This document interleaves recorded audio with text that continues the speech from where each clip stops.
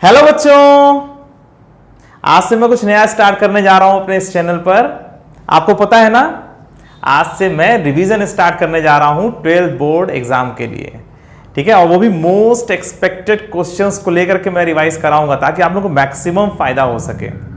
जिस भी टॉपिक को रिवाइज करना होगा उस पर मैं क्या करूंगा, मोस्ट एक्सपेक्टेड क्वेश्चंस को लेकर के मैं उसे अच्छे से सॉल्व करा दूंगा तुम्हें, ताकि तुम्हारा अच्छे से रिवाइज हो जाए वो टॉपिक, और साथ साथ इंपॉर्टेंट क्वेश्चन भी हो जाए ताकि आपको एग्जाम में मैक्सिमम फायदा हो सके। ठीक है, तो चलो बच्चों स्टार्ट करते हैं रिवीजन क्लासेस। ठीक है, तो देखो आज का जो हमारा पहला क्वेश्चन है वो ये है।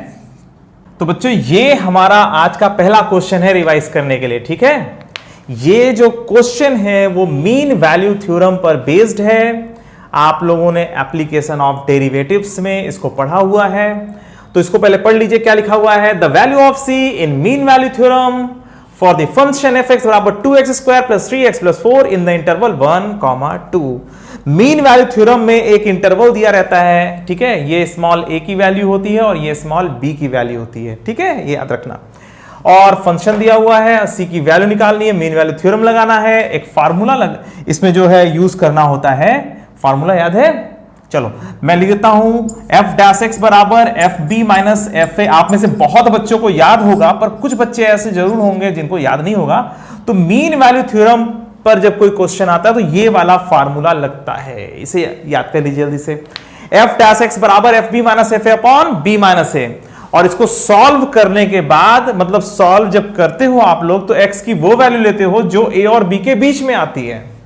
ठीक है, तो इसको सॉल्व करना है, x की वैल्यू निकालनी है। अगर एक वैल्यू आती है तो बहुत अच्छी बात है, अगर एक से अधिक वैल्यूज आती हैं तो x की वो वैल्यूज लेते हैं, उनमें से उन सारी वैल्यूज में से वो वैल्यूज को हम ले लेते हैं जो इस इंटरवल के अंदर हो। ठीक है, तो इसको सॉल्व करके उस इंटरवल के अंदर का आंसर हमें निकालना होता है और वही c की वैल्यू होती है। तो बच्चों ये मीन वैल्यू थ्योरम पर बेस्ड क्वेश्चन है और ये फार्मूला इसका इसेंशियल फार्मूला है। ठीक है, तो चलो f' की वैल्यू कितनी आएगी, चलो जल्दी से लगाते हैं। तो कोई भी क्वेश्चन आएगा, ठीक है, मीन वैल्यू थ्योरम पर, तो आपको यही फार्मूला लगाना है। ठीक है, तो f' की वैल्यू कितनी होगी, 4x + 3 हो गया भाई। ये f' की वैल्यू कितनी आ गई, 4x + 3। और b की वैल्यू कितनी है, 2। a की वैल्यू कितनी है, 1, और नीचे 2 - 1। ठीक है, तो बस यहां पर वैल्यूज लिख दो। f2 की वैल्यू कितनी है, f2 की वैल्यू होगी 2²। यहाँ पे 2 रख दो, यहाँ पे 2 रख दो, कितना जाएगा, 8 और 6 14 और 4 18 18 - f1 की वैल्यू कितनी होगी, 9। ठीक है, और नीचे 2 - 1। ठीक है, तो ये फार्मूला हमने लगा दिया, f' बराबर fb - fa upon b - a। ठीक है, इसको चलो सॉल्व करते हैं और देखते हैं कि x की वैल्यू क्या मिल रही है। तो 4x + 3 बराबर ये हो जाएगा 9 और x बराबर हो जाएगा 6/4, मतलब 3/2। ठीक है, तो x की जो ये वैल्यू है ये इसी इंटरवल मतलब 1 और 2 के बीच में है, इसलिए c की वैल्यू 3/2 हम ले लेंगे, ये फाइनल कर देंगे। ठीक है, तो इसका आंसर जो है वो ये हो गया। समझ में आ रही बात? तो जैसे अभी तो यहां पर x की एक ही वैल्यू मिल रही है, अगर x की कई वैल्यूज मिलती तो हमें वो वैल्यू लेनी होती जो इस इंटरवल के अंदर है। समझा दें? चलो जैसे मान लो यहां पर क्यूबिक होता है, लेट्स सपोज दैट यहां पे x की पावर 3 होती, तो f' में यहां पर स्क्वायर आ गया होता है x पे, है ना। अगर वहां पे पावर 3 होता है x का मैक्सिमम पावर, तो यहां ये क्वाड्रेटिक बनता। और फिर जब सॉल्व करते तो x की 2 वैल्यूज मिलती। लेट्स सपोज दैट x की 2 वैल्यूज ऐसे मिलती, x बराबर मान लीजिए 3/2 के साथ साथ एक 5 वैल्यू भी मिल जाती। लेट्स सपोज दैट, ऐसे ही बस एट रैंडम एग्जांपल ले रहा हूं। तो मान लीजिए x की ये दोनों वैल्यूज मिलती, तो हम 5 को ना लेते, हम सिर्फ x के लिए 3/2 लेते और c की वैल्यू हम 3/2 डिक्लेयर कर देते हैं। ठीक है, अगर मान लीजिए x की वैल्यू ऐसे मिलती 5/4, 3/2 और 7 ऐसे मिलता, मान लीजिए यहां पे पावर 4 होता। ठीक है, आप f' करते तो क्यूबिक मिलता, और फिर x की आपको मान लो 3 वैल्यूज ऐसे मिल जाती। ठीक है, तो बच्चों इसमें से कौन सी वैल्यूज को लेते और कौन सी वैल्यू को छोड़ते हैं, तो 1 और 2 इंटरवल के अंदर वाला कौन सा x है, 1 और 2 के बीच में ये है पर ये नहीं है। ठीक है, तो इसको नहीं लेंगे। तो यही दोनों वैल्यूज हैं जो 1 और 2 इंटरवल के अंदर हैं, 1 और 2 के बीच में है। तो जाहिर सी बात है यहां पर c की वैल्यू हम 5/4 और 3/2 लेते हैं और हम कहते हैं कि c की दो वैल्यूज एग्जिस्ट कर रही हैं। ठीक है, तो ऐसा भी क्वेश्चन आ सकता है कि how many values of c will exist by mean value theorem, ठीक है, for the function in the interval. ऐसे करके भी क्वेश्चन आ सकता है कि how many values are existing, कितनी वैल्यूज एग्जिस्ट कर रही हैं c की। तो अगर ऐसा कुछ होता तो हम दो आंसर बताते हैं, ऐसा कुछ होता तो हम एक आंसर बताते हैं, c की एक ही वैल्यू एग्जिस्ट करेगी। फिलहाल अपना जो ये क्वेश्चन है उसमें जो है इसका कोई काम नहीं है, इसको मैं हटा देता हूं। तो इसको आप लोग नोट कर लीजिए, ये बहुत अच्छा क्वेश्चन है और ये जो है इंपॉर्टेंट है आप लोगों के लिए। ठीक है, तो मीन वैल्यू थ्योरम पर ये जो फार्मूला है इसको आप लोग याद रखिएगा। ठीक है, तो चलो बच्चों इसको जल्दी से नोट कर लो और फिर एक अगला क्वेश्चन लेते हैं। ठीक है, तो बच्चों ये हमारा अगला क्वेश्चन है रिवाइज करने के लिए, ये कॉन्टिन्यूटी पर बेस्ड है।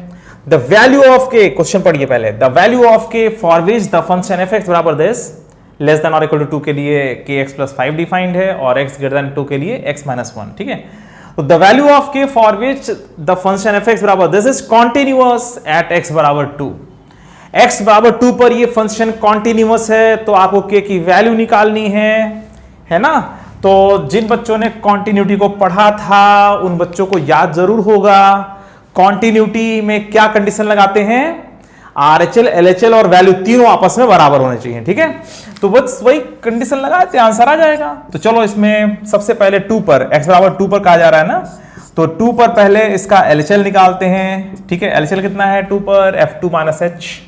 तो F2 minus h, 2 minus h जो है 2 से थोड़ा सा छोटा है, तो ये इस वाले में जाएगा। ठीक है, तो k इंटू और यहां पर लिमिट लगा देंगे, limit h tending to 0, k into 2 minus h plus 5 कर देंगे और इसकी वैल्यू कितनी आएगी 2k प्लस 5। सही है, अरे h की वैल्यू 0 रख देंगे ना, 2k प्लस 5 हो जाएगा। अच्छा, f2 की वैल्यू कितनी है, f2 बराबर यहीं से आ जाएगा, तो यहां से आएगा k इंटू 2 प्लस 5 मतलब 2k प्लस 5। चलो अच्छी बात है, 2k प्लस 5, 2k प्लस 5 बराबर दिख रहा है। और F2 प्लस एच कहां से आएगा, जल्दी से बताओ, नीचे से। Very good, F2 plus H का मतलब हुआ x की वैल्यू 2 से थोड़ा सा ज्यादा है। h की वैल्यू करेक्ट 0 नहीं होती है, 0 के पास होती है। तो F2 प्लस एच के लिए ये वाला रूल लगाएंगे, तो ये कितना है यहाँ पे 2 प्लस एच माइनस 1। ठीक है, ये वाला रूल लगेगा। ठीक है, मतलब यहाँ पे x जगह पर 2 प्लस एच रख देंगे। जब 2 प्लस एच x की वैल्यू हो रही है ना, x की वैल्यू जब 2 से अधिक है तो ये वाला रूल लगेगा। तो x की वैल्यू क्या है 2 प्लस एच, तो 2 प्लस एच यहाँ रख दिया, 2 प्लस एच माइनस 1। ठीक है, और लिमिट एस टेंडिंग टू 0 और ये बन गया 2 माइनस 1 मतलब 1। ठीक है, तो कॉन्टिन्यूटी के लिए इन तीनों को आपस में बराबर होना होगा, तो जाहिर सी बात है 2k प्लस 5 की जो वैल्यू है ये 1 के बराबर होनी चाहिए। LHL वैल्यू, RHL ये सब आपस में बराबर होने चाहिए, ये दोनों तो ऑटोमेटिक बराबर हैं। बस इनको आप 1 के बराबर कर दो, तो k की वैल्यू कितनी आ जाएगी, ये आ जाएगी -4, k की वैल्यू -2। ठीक है, हमारा आंसर -2 हो गया। ठीक है, तो ये जो क्वेश्चन आपने रिवाइज किया ये कॉन्टिन्यूटी पर बेस्ड है, उसकी बेसिक प्रॉपर्टी पर बेस्ड है। आपने क्या पढ़ा हुआ है, LHL RHL बराबर होने चाहिए और साथ साथ वैल्यू भी बराबर होने चाहिए। तो जब कभी ऐसे कॉन्टिन्यूटी का क्वेश्चन आए तो आप ये तीनों लिखो और तीनों को आप आपस में बराबर दिखा दो। ठीक है, तो उससे आपको जो भी अननोन निकालना है उसकी वैल्यू आसानी से मिल जाती है। ठीक है, तो चलो बच्चों ये सेकंड क्वेश्चन हमने आज रिवाइज किया, समझ में आ गया अच्छे से। तो चलो इसको जल्दी से नोट कर लो, फिर एक और क्वेश्चन लेते हैं। ठीक है बच्चों, ये आज का हमारा तीसरा क्वेश्चन है रिवाइज करने के लिए। क्या लिखा हुआ, if a line makes angle alpha beta gamma with the coordinate axis then prove that cos 2 alpha plus cos 2 beta plus cos 2 gamma is equal to -1। ठीक है, इसे कैसे सॉल्व करेंगे, ये भी बहुत इंपॉर्टेंट क्वेश्चन है। ये कैसे सॉल्व होगा बोलो। अल्फा बीटा गामा अगर जैसे मान लीजिए 3 डायमेंशन में अगर मान लीजिए कोई लाइन ऐसे है और ये अल्फा है, ये बीटा है और ये वाला एंगल गामा है, तो आपने एक रूल पढ़ा था cos square alpha plus cos square beta plus cos square gamma is equal to 1। ठीक है, बस इसी रूल का हम लोग यूज करेंगे और हमारा आंसर आ जाएगा। ठीक है, तो ये वाला रूल जो आपने याद किया हुआ है cos square alpha plus cos square beta plus cos square gamma is equal to 1, इसी रूल का हम यूज करके इस क्वेश्चन को बड़े आसानी से सॉल्व कर सकते हैं। देखो हमें पता है कि हम इस क्वेश्चन को सॉल्व करना स्टार्ट कैसे करेंगे, तो हम ये लिख देंगे एज वी नो, हम लिखेंगे यहां पर as we know cos square alpha plus cos square beta plus cos square gamma is equal to 1। ठीक है, हम यहां से स्टार्ट करेंगे। As we know cos square alpha plus cos square beta plus cos square gamma is equal to 1। फिर इसके बाद क्या करेंगे, 2 से मल्टीप्लाई कर देंगे, 2 cos square alpha plus 2 cos square beta. तुम लोगों को समझ में आ रहा मैंने 2 क्यों मल्टीप्लाई किया है? जब हम 2 से मल्टीप्लाई करेंगे तो ये आ जाएगा। ठीक है, फिर क्या करेंगे, 2 कॉस स्क्वायर अल्फा माइनस 1। अब तो एकदम क्लियर हो गया होगा कि मैंने 2 से मल्टीप्लाई क्यों किया था, है ना। 2 कॉस स्क्वायर गामा माइनस 1 ये कर देंगे। ठीक है, और is equal to 2 minus 1 minus 1 minus 1 कर देंगे। ठीक है, तो देखो मैंने क्या किया, इसमें से -1 किया, इसमें से -1 किया, इसमें से -1 किया, और अंत में उधर 2 -1 -1 -1 कर दिया। ठीक है, बस अब इस क्वेश्चन में कुछ नहीं रह गया। इसकी वैल्यू होती है cos 2 अल्फा, ये होता है cos 2 बीटा, और लास्ट वाला cos 2 gamma is equal to 2 -1 -1 -1 बराबर -1। ठीक है, और ये आपने आसानी से प्रूफ कर दिया कि cos 2 alpha plus cos 2 beta plus cos 2 gamma is equal to -1 होता है। ठीक है, तो बच्चों ये भी समझ में आ गया। तीसरा क्वेश्चन कैसे हम लोगों ने किया, तो कोई लाइन है वो x एक्सिस, y एक्सिस और z एक्सिस से अगर अल्फा बीटा गामा एंगल बनाए तो ये रूल होता है cos square alpha plus cos square beta plus cos square gamma is equal to 1। और इसी पर बेस्ड ये क्वेश्चन था और इसी को थोड़ा सा आगे बढ़ाना था और बढ़ा के हमने आसानी से इसको प्रूव कर दिया। ठीक है, तो चलो बच्चों ये हो गया, समझ में आ गया। अब इसके बाद अगला क्वेश्चन लेते हैं। ठीक है बच्चों, ये हमारा अगला क्वेश्चन है रिवाइज करने के लिए, इनडेफिनिट इंटीग्रेशन। इनडेफिनिट इंटीग्रेशन आप लोगों ने पढ़ा था, ट्रिग्नोमेट्रिक फंक्शन को कैसे इंटीग्रेट करते हैं, तो बस उसी पर बेस्ड है, छोटा सा क्वेश्चन है। ऊपर क्या लिखा हुआ है, sin x plus cos x लिखा हुआ है, नीचे sin 2x लिखा हुआ है। तो ऐसा कौन सा तरीका है जो इसमें लगेगा, तो इंटीग्रेशन ऑफ ट्रिग्नोमेट्रिक फंक्शन में मैंने आप लोगों को बताया था कि अगर ऊपर sin x plus cos x है तो sin x minus cos x को t मान लीजिए। sin x minus cos x को जब t मानते हो तो क्या क्या फायदा होता है वो देखो। अरे भाई इसका डेरिवेटिव ये है ना ऊपर वाला, भाई अगर आपने ये मान लिया तो cos x, इसको डिफरेंशिएट करो, cos x plus sin x dx बराबर dt। ठीक है, तो न्यूमरेटर जो है वो तो dt बन जाएगा। ठीक है, sin x minus cos x को t मान लिया, ऊपर वाला dt बनने वाला है, बन गया। अच्छा, अब इसका तुम स्क्वायर करते हो तो कितना मिलेगा, sin x minus cos x का होल स्क्वायर बराबर t स्क्वायर, और जब इसको ओपन करते हो तो कितना आएगा, sin square x plus cos square x जो कि 1 बन जाएगा। तो 1 minus 2 sin x cos x बराबर t स्क्वायर। ध्यान दो, अरे भाई जब इसका स्क्वायर करोगे तो क्या आएगा, sin square x plus cos square x, और sin square x plus cos square x की वैल्यू तो 1 होती है, तो 1 माइनस और minus 2 sin x cos x, ये बन गया 1 माइनस sin 2x बराबर t स्क्वायर, और आराम से ये आंसर देने लगेगा sin 2x बराबर 1 माइनस t स्क्वायर। ठीक है, तो जिस बच्चे को ये याद आ जाएगा ना, उसके बाद ये सब फॉर्मेलिटी है बस अगले 1-2 मिनट में आराम से लगा लेगा वो। भाई sin x minus cos x बराबर t याद आ गया तो ये करने में कितना देर लगेगा, कुछ नहीं, तुरंत ये लिख देगा और फिर इसके बाद स्क्वायर करके ये लिख देगा। ठीक है, 1 मिनट से भी कम समय पर में तो ये हो गया।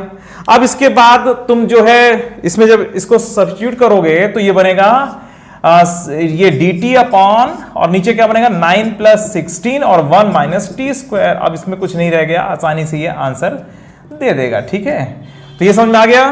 तो sin 2x बराबर हमने क्या रख दिया, 1 माइनस टी स्क्वायर। ठीक है, तो यहां पर ये आ गया हमारा। ठीक है, तो बस हमने इसको सब्स्टिट्यूट किया और ये t के फॉर्म में कन्वर्ट हो गया, और ये बन गया dt upon 25 minus 16 T square. 16 थोड़ा बाहर निकाल लो, अच्छा लगेगा, है ना। चलो 16 हम इसमें से बाहर निकाल लेते हैं, तो ये बन जाएगा dt upon 25/16 minus t square. ठीक है, और ऐसा इसलिए कर रहे हैं ताकि हम फार्मूला अच्छे से लगा सकें। ठीक है, और ये बन जाएगा कितना 1/16, और इधर बन जाएगा dt अपॉन 5/4 का होल स्क्वायर, 5/4 का whole square minus t square. ये आएगा 1/16 इंटू 1/2, ए की वैल्यू है 5/4, और ये बन जाएगा log 5/4 plus T upon 5/4 minus T. ठीक है, बस ये आंसर हमारा हो जाएगा।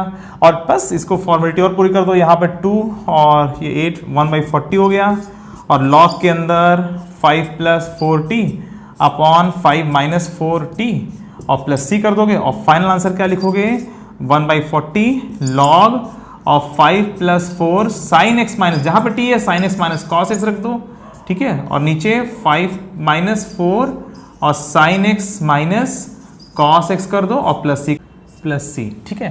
तो बच्चों ये इसका आंसर है। तो इस क्वेश्चन को सॉल्व करने में हम लोगों ने indefinite integration of trigonometric function का एक पार्ट रिवाइज किया है, ठीक है। तो देखो कैसे ये समझ में आएगा कि यही वाला मेथड लगने वाला है, ठीक है। तो इसके लिए न्यूमरेटर में देखा करो sin x + cos x या sin x - cos x लिखा होता है, ठीक है। जब कभी ऐसा होता है तो sin x - cos x को t या sin x + cos x को t मान लेते हैं और उसका स्क्वायर कर देते हैं, ठीक है, और सब कुछ t के फॉर्म में कन्वर्ट कर देते हैं, ठीक है। तो indefinite integration of trigonometric function का ये एक छोटा सा पार्ट था, उसको हमने रिवाइज किया इस क्वेश्चन के थ्रू। तो ऐसे ही हम लोग ढेर सारी चीज़ों को रिवाइज करेंगे, लगातार रिवाइज करते रहेंगे ताकि मैक्सिमम फायदा हो जाए हमें बोर्ड एग्जाम में, ठीक है। तो चलो बच्चों आज के लिए सिर्फ इतना ही, फिर मिलते हैं, बाय बाय।